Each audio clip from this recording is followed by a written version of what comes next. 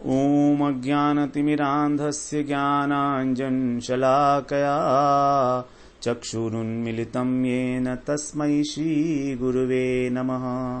वाञ्छाकल्पतरुभ्यश्च कृपा सिन्धुभ्यैव च पतितानां पावनेभ्यो वैष्णवेभ्यो नमो नमः। नमो महावदन्याय कृष्णप्रेम प्रदायते कृष्णाय कृष्ण चैतन्य नाम्ने गौरत्विषे नमः। हे कृष्ण करुणा सिंधो दीनबंधो जगत्पते गोपेश गोपिका कांत राधा कांत नमोस्तुते। तप्त कांचन गौरांगी राधे वृंदावनेश्वरी वृषभानुसुते देवी प्रणमामि हरिप्रिये।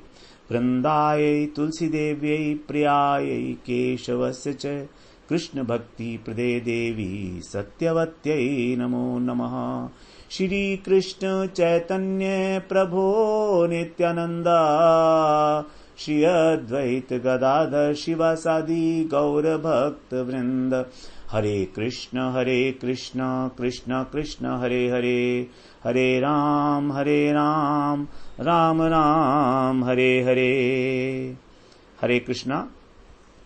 सर्वप्रथम मैं अपने गुरुपाद पद्म ओम विष्णुपाद अष्टोत्तर शत श्री श्रीमद् भक्तिवेदांत माधव गोस्वामी महाराज के चरण कमलों में अनंत कोटि दंडवत प्रणाम ज्ञापन करता हूं। हम लोग श्रीमद् भगवद गीता के 14वें अध्याय का श्रवण कर रहे हैं। बहुत इंपॉर्टेंट अध्याय है ये हमारे लिए, क्योंकि इसमें भगवान ने प्रकृति के जो 3 गुण हैं, सत्वगुण, रजोगुण और तमोगुण, ये किस प्रकार से हमको बांधते हैं ये हमें बता रहे हैं कि इनका स्वरूप क्या है, कैसे ये बांधते हैं, किस प्रकार से। तो यदि हम थोड़े से भी सावधान हैं तो हम इससे बच सकते हैं, इस बंधन से। तो यही है माया। माया के ही ये 3 गुण हैं। माया तीनों गुणों से ही हमको बांधती है। प्रकृति कहो या माया कहो, एक ही बात है। तो माया के बंधन में हम लोग कहते हैं हम माया के चक्कर में पड़े हुए हैं। माया के चक्कर में पड़ने का मतलब ही यही है कि सत्वगुण, रजोगुण और तमोगुण, इन तीनों में से हर समय 24 घंटे हमारे ऊपर कोई ना कोई गुण हावी रहता है, हावी हो जाता है हमारे ऊपर, और हम उसके अनुरूप ही कार्य करने लगते हैं, सोचने लगते हैं। हमारी सारी चेष्टाएं उस गुण के अनुरूप होने लगेंगी। तो हम लोग यदि समझ लें कि अभी हम कौन से गुण में काम कर रहे हैं, तो हम उसको समझ के और चेंज ओवर कर सकते हैं। जैसे मान लीजिए किसी समय में लगा कि हमारे को तमोगुण हमारे को परेशान कर रहा है, तो हम ऐसी एक्टिविटी करें जो रजोगुण वाली हो, तो धीरे धीरे हमारा तमोगुण शांत हो जाएगा और रजोगुण बढ़ जाएगा। हमारा उद्देश्य क्या है? उद्देश्य ही है हमारा कि इन तीनों गुणों का अतिक्रमण करके गुणातीत अवस्था पर पहुंचना। तो गुणातीत अवस्था पर पहुंचने के लिए सारा का सारा जो कार्य होगा वो क्रमशः होगा।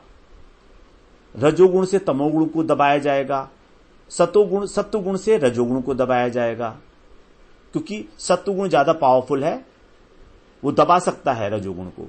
अगर हम जागरूक हैं, अगर हम चाहते हैं तो हो जाएगा, और अगर नहीं चाहते हैं तो कुछ भी नहीं होगा। तो स्वभाव से जो हो रहा है वो होता रहेगा। तो we have to work at it deliberately. तो इसके लिए कह रहे हैं 8वें श्लोक में तमोगुण का स्वरूप बताते हुए, तमस्तु अज्ञानजं विद्धि मोहनम सर्वदेहिनां प्रमादालस्य निद्राभेस तन्निबध्नाति भारत। तू, यहां पर भगवान ने तू प्रत्यय का इस्तेमाल किया। तमह तू अज्ञानजम, तू का मतलब परंतु, अर्थात सत्वगुण और रजोगुण, इन दोनों से एक विलक्षण चीज, क्वालिटेटिवली एक डिफरेंट चीज के बारे में भगवान यहां पर वर्णन करने वाले हैं, इसलिए परंतु कहा। वरना साथ में ही कह सकता था और, लेकिन यहां पर कह रहे हैं नहीं, तमोगुण। किंतु तमोगुण कैसे करता है वो बता रहे हैं। इसमें आसक्ति की बात नहीं है, इसका कारण ही कुछ और है। तमोगुण कैसे बांधता है?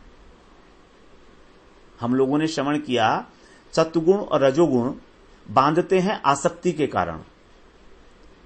सत्वगुण से उत्पन्न होता है सुख और ज्ञान, उसमें हम आसक्त हो जाते हैं।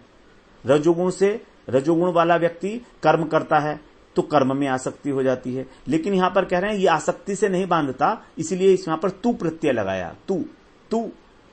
किंतु हे भारत, समस्त देहधारियों को, सर्वदेही नाम, समस्त देहधारियों को, तो यहां पर देहधारी से केवल मनुष्यों को नहीं लिया जाएगा, नहीं सभी को लेना होगा, क्योंकि तमोगुण तो सभी प्राणियों में प्रधान होता है ना, इसीलिए समस्त देहधारी कहे। यहां मनुष्यों के लिए नहीं है ये बात, यहां पशु पक्षी के लिए भी है, क्योंकि पशु पक्षी तो हमेशा ही तमोगुण में रहते हैं, जो नीचे की निकृष्ट योनियां हैं। तो समस्त देहधारियों को मोहनम, मोहित करने वाला, इसके विशेषता बताई तमोगुण की कि ये सभी देहधारियों को, सभी शरीरधारियों को मोहित कर देता है। इसको कैसे कर, क्या समझना है? अज्ञान जम, अज्ञान से उत्पन्न हुआ समझो, विद्धि। तो तमोगुण की उत्पत्ति होती है अज्ञान से, अंधकार से। तम का अर्थ होता है अंधकार। तत् निबधनाति भारत, और ये बांधता है, कैसे बांधता है? प्रमाद आलस्य निद्रा भी, अर्थात प्रमाद के द्वारा, आलस्य के द्वारा, निद्रा भी, निद्रा आदि के द्वारा। निद्रा के अलावा और भी चीजें हैं, तो भगवान ने तीन जो इंपॉर्टेंट बातें हैं वो यहां पर बताई, प्रमाद, आलस्य और निद्रा। इन तीनों के द्वारा ये तमोगुण हमको बांधता है। तो क्योंकि ये सत्वगुण और रजोगुण दोनों से ही निकृष्ट है, इसीलिए यहां पर किंतु कहा गया, तू पद का प्रयोग हुआ, और इसका बांधने का तरीका भी अलग है, इसीलिए यहां पर तू का प्रयोग किया गया। तमोगुण बिल्कुल विपरीत है सत्वगुण के, क्योंकि ये न तो अपने लिए लाभकारी है और न दूसरे के लिए। कम से कम रजोगुण में स्वार्थ भावना तो थी, अपना नुकसान तो नहीं करता रजोगुणी व्यक्ति, लेकिन तमोगुणी व्यक्ति तो अपना भी नुकसान कर लेता है। अब कहां से पैदा होता है? अज्ञान से, मतलब नासमझी से, बेवकूफी से। इस बात का उसे एहसास ही नहीं होता कि वो क्या कर रहा है। एक मान लो पागलपन की जैसी स्थिति होती है, उचित को अनुचित और अनुचित को उचित मानकर उसमें लगे रहने की आदत। कारण क्या है कि इसकी केवल और केवल एक शरीर में ही आसक्ति होती है। बस शरीर मेरा ठीक रहे, शरीर को ही भोग प्रदान करने की इच्छा होती है। जबकि रजोगुणी व्यक्ति इसके अतिरिक्त और भी कुछ सोचता है, उसके अंदर भी भोग प्रवृत्ति है, लेकिन यहां पर तो केवल शरीर को ही सर्वस्व मानता है, वो सर्वस्व। तो अब अज्ञान के कारण उसके अंदर कोई विवेक शक्ति नहीं रहती, अभाव हो जाता है। अब जब विवेक नहीं है तो उसको ये ज्ञान नहीं कि क्या ठीक है क्या नहीं ठीक, तो इसी को कहा जाता है मोहित हो जाना। अज्ञानवश वस्तु के यथार्थ महत्व को न जानना, यथार्थ ज्ञान नहीं होना उस वस्तु का, और विपरीत ज्ञान हो जाना बल्कि उसका भी, तो उसका जो यथार्थ स्वरूप है वो नहीं पहचान पाता है तमोगुणी व्यक्ति। जैसे पशु पक्षी हैं, पशु पक्षी तो तमोगुण के कारण मोहित हैं स्वाभाविक रूप से। उन्हें कोई कर्तव्य अकर्तव्य का ज्ञान होता नहीं है, कहीं पर भी खा लेते हैं, कहीं पर भी पेशाब कर देते हैं, कुछ भी कर देते हैं, एवरीथिंग। सड़क के ऊपर ही सब कुछ करते हैं, उन्हें मालूम ही नहीं है, ज्ञान ही नहीं है कि क्या करना है क्या नहीं करना है। केवल आहार, निद्रा, भय, मैथुन, बस इसमें चारों में लगे रहते हैं सारे दिन। अपने शरीर की रक्षा कैसे करनी है, भय, इसलिए उनके अंदर एक वृत्ति होती है, अपनी शरीर की रक्षा के लिए सब कुछ करने के लिए तैयार होते हैं। पशु भी, उसको भी अपना शरीर प्रेम करता है अपने शरीर से, वो आसक्त है उसमें। तो ऐसा मनुष्य, तमोगुणी मनुष्य पशुवत जीवन व्यतीत करता है, उसमें किसी प्रकार का सत्कर्म करने की रुचि नहीं होती, कोई सदाचार नहीं होता, सब कुछ अशुद्ध, आचरण भी अशुद्ध, वाणी भी अशुद्ध, शरीर भी अशुद्ध। पड़ा है तो पड़ा है, कुछ कर रहा है तो कुछ कर रहा है, बिना सोचे समझे। परिणाम को देखे बिना अनुबंधम क्षयम हिंसाम, आगे भगवान बताएंगे तामसिक कर्ता के लक्षण क्या हैं।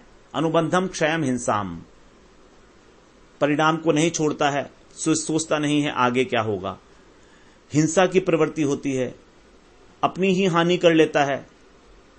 अनवेक्ष्य च पौरुषम, और अपने सामर्थ्य की ओर उसका ध्यान नहीं होता कि मुझ में ये काम करने की शक्ति है भी कि नहीं है, बस अपने आप से उस काम में लग गया।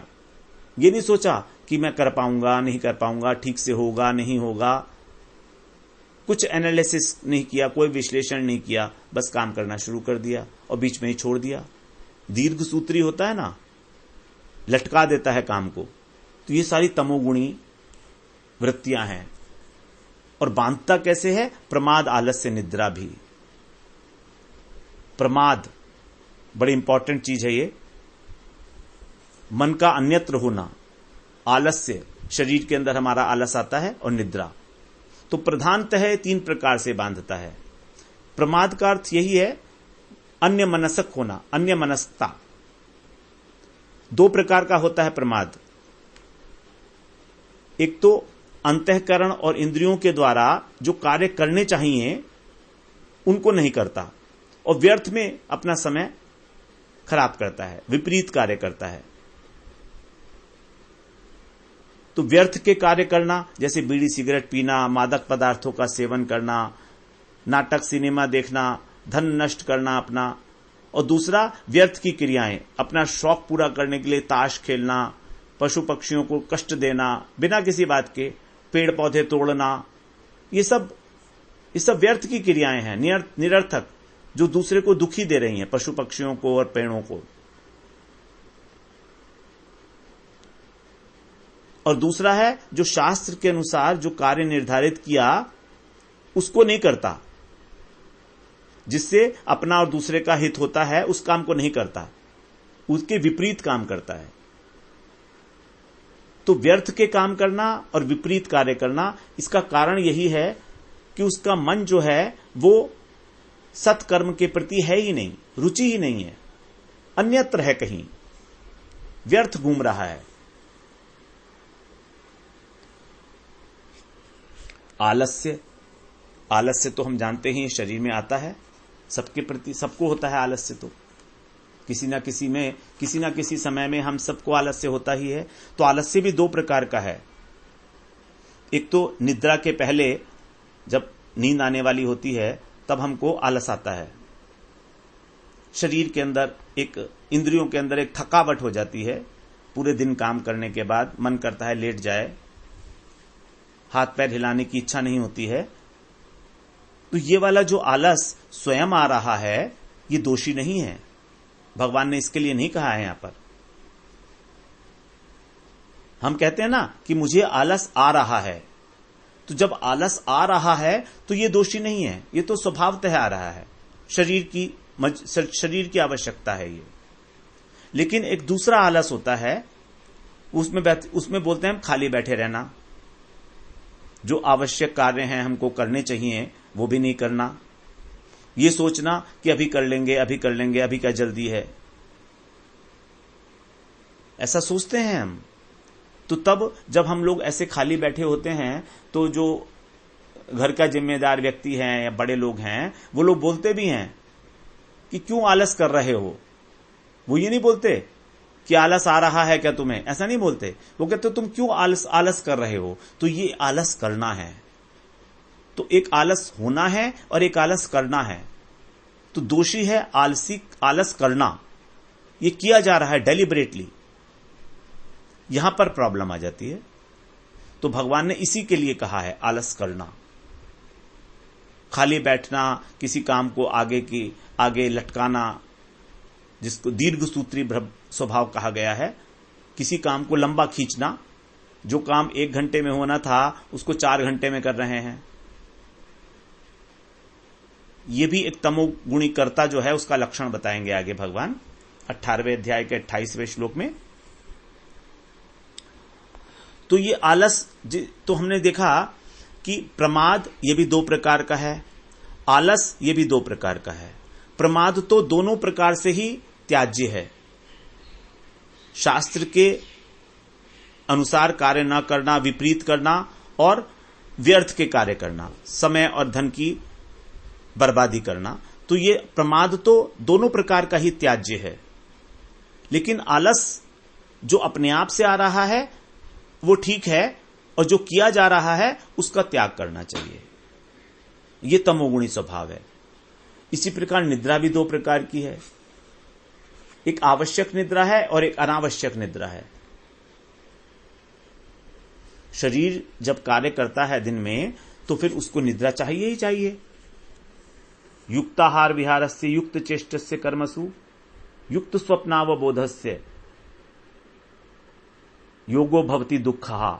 छठे अध्याय में भगवान कह रहे हैं कि हमारा युक्त आहार होना चाहिए, युक्त विहार होना चाहिए, युक्त निद्रा होनी चाहिए, युक्त स्वप्नावबोधस्य। स्वप्न जो है, तो स्वप्न का मतलब निद्रा है यहां पर। तो युक्त मात्रा में, आवश्यक मात्रा में निद्रा जो हमारे शरीर के अंदर आवश्यकता है। अब ऐसी निद्रा को लेने के बाद हमारे शरीर में स्फूर्ति आती है, हमारी बुद्धि जो है उसके अंदर विश्राम मिलता है बुद्धि को, तो वो अच्छी प्रकार से निर्णय कर पाती है, क्योंकि बुद्धि भी थक जाती है हमारी दिन भर में। तो इन दोनों को विश्राम देने के लिए जो निद्रा है वो तो ठीक है, इसमें कोई दोष नहीं है। लेकिन जो अनावश्यक निद्रा है, बिना किसी कारण के सो रहे हैं, कोई कारण नहीं है, निद्रा से उठ के भी फिर हमारे शरीर में भारीपन है, इसका मतलब है कि वो अनावश्यक निद्रा थी, उसकी आवश्यकता नहीं थी, जबरदस्ती सोए थे हम।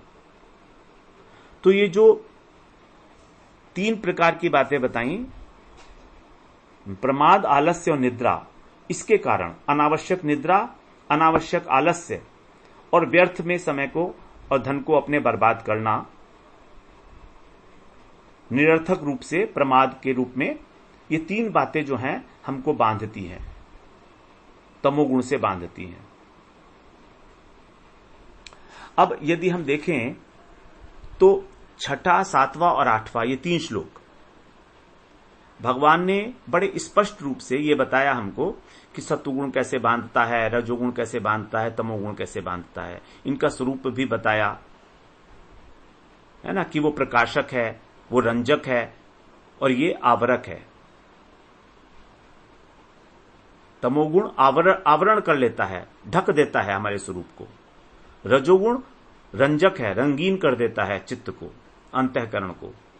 और सत्वगुण प्रकाशक है वस्तुओं का, ये बताया। उसके बाद बताया कि बांधने का जो प्रकार है, जो पद्धति है, वो भी अंतर है। रजोगुण और सत्वगुण ये तो दोनों संग से बांधते हैं।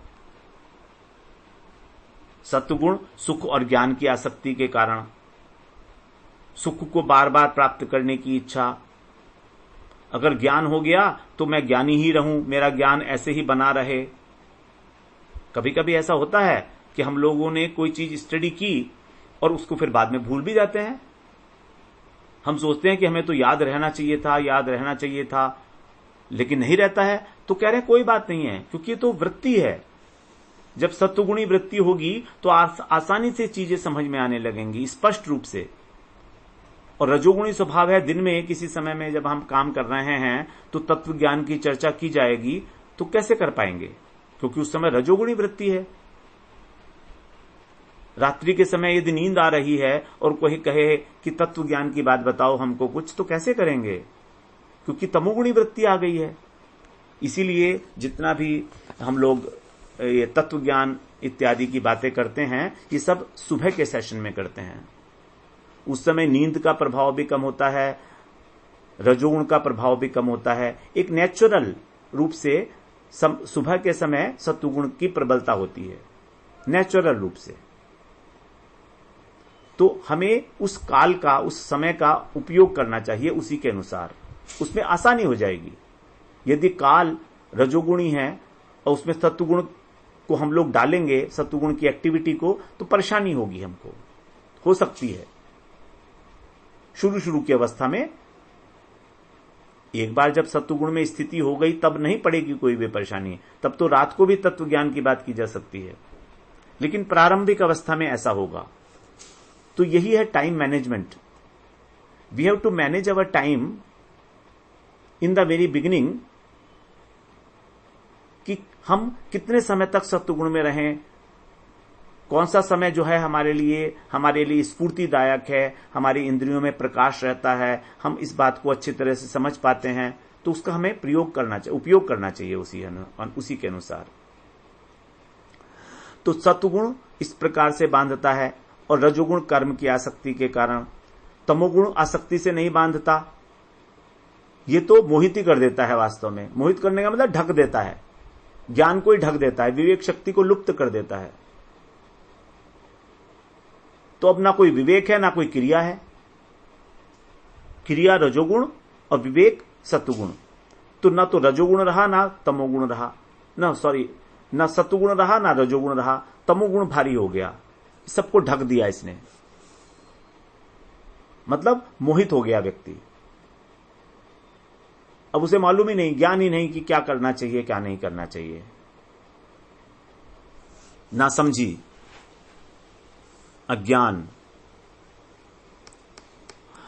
अब दूसरी बात, यदि हम सत्वगुण के उदय होने पर हमारे अंदर जो ज्ञान का उदय हुआ था,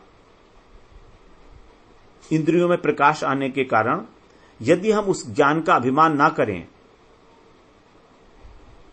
यदि हम उस ज्ञान का अभिमान ना करें कि मैं ज्ञानी हो गया हूं, और जो उस ज्ञान को प्राप्त करके हमको आनंद मिल रहा है, सुख मिल रहा है, उसको बार बार भोगने की इच्छा ना करें, उसमें आसक्ति ना करें,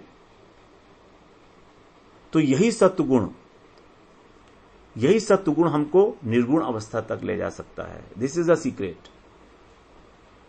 गुणातीत अवस्था पर पहुंचने के लिए हमें सत्वगुण के रास्ते से ही जाना पड़ेगा, कोई शॉर्टकट नहीं है। रजोगुण वाली व्यक्ति कभी भी डायरेक्टली निर्गुण अवस्था पर नहीं पहुंच पाता। कोई भगवान की विशेष कृपा हो जाए तो अलग बात है, बहुत ज्यादा विशेष कृपा हो तो अलग बात है, लेकिन साधारण रूप से नहीं पहुंच सकता। तो हमें सत्वगुण जब हमारे अंदर उदय हो रहा है तो हमें ज्ञान का अभिमान नहीं करना चाहिए कभी भी, और उस सुख के अंदर आसक्ति नहीं करनी चाहिए, बल्कि इन दोनों को भगवान के समर्पित करके, गुरु के समर्पित करके ऊपर उठें। यही अनुगत्य धर्म की, अनुगत्यमय जो हमारी भक्ति मार्ग है, इसकी विशेषता है। यहां पर कभी ज्ञान का अभिमान हो ही नहीं सकता अगर वास्तव में अनुगत्य किया जा रहा है हृदय से, तो क्योंकि जो कुछ भी सीखा है वो गुरु जी से सीखा है, वैष्णवों से सीखा है। हम तो अपने घर से कहीं लाए नहीं थे कुछ, हम तो इंडिपेंडेंटली कुछ नहीं कर रहे हैं। तो जब उनके अनुगत्य में, उनकी डायरेक्शंस में, उनके गाइडेंस में कोई कार्य हो रहा है, तो अभिमान कैसे होगा? अभिमान तब होता है जब हम अपना कोई नया फॉर्मूला निकालते हैं, जब हम इंडिपेंडेंट होकर उनसे कार्य करते हैं। लेकिन जब उनके अनुगत्य में है, उन्हीं के वचनों का आदर करते हुए उस बात को आगे बढ़ा रहे हैं, तो फिर अभिमान की कोई संभावना नहीं होती है। यही भक्ति की विशेषता है। भक्त को अपने ज्ञान का अभिमान नहीं हो सकता, और है तो भक्ति ही नहीं है, वो भक्ति ही नहीं कर रहा है, वो ज्ञानी है।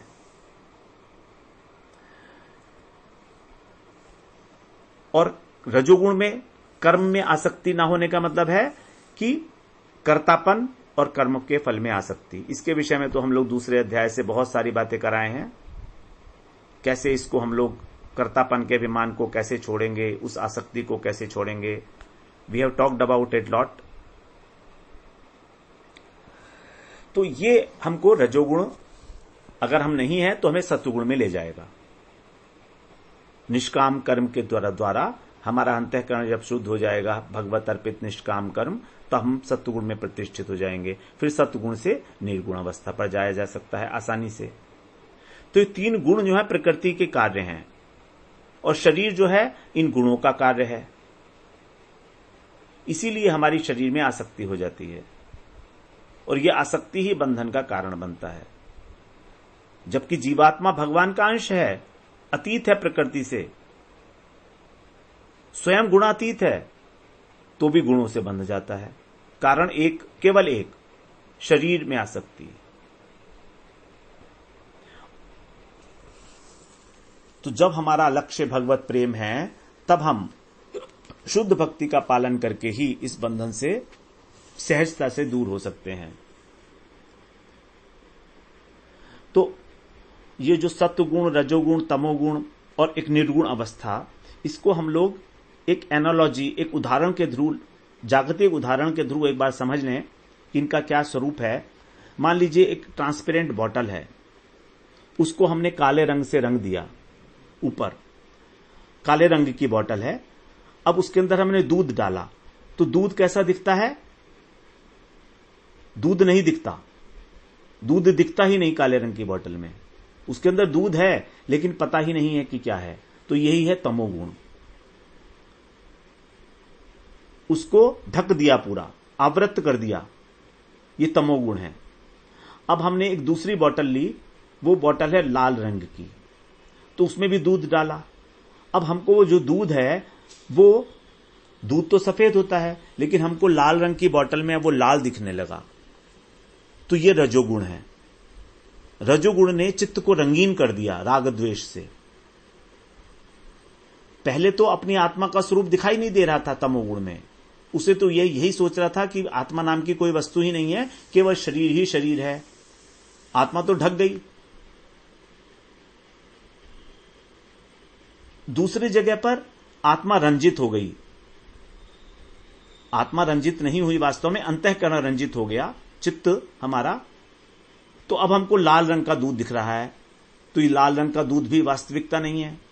अब हमने एक दूसरी तीसरी बोतल ली, वो है हमारी ट्रांसपेरेंट ग्लास की बोतल, तो ग्लास में उसमें अब दूध सफेद दिखाई दे रहा है, तो यह है सत्वगुण, क्योंकि ये यथार्थ स्वरूप का प्रकाशक है।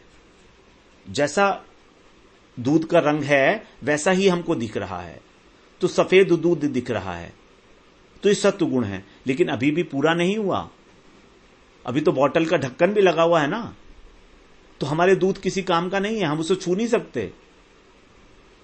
बीच में एक वो है, बीच में बोतल है, कांच की बोतल है, अभी उपयोग में नहीं ला सकते उस दूध को हम। तो जो कांच की बोतल है ये भी एक प्रकार का बंधन है। तो जब हम उसका बोतल का ढक्कन खोल देंगे तब हम उस दूध का आस्वादन कर सकते हैं, उस दूध को पी सकते हैं। तो जब दूध का ढक्कन, जब उसका बोतल का ढक्कन खोल दिया जाता है, यही है निर्गुण अवस्था।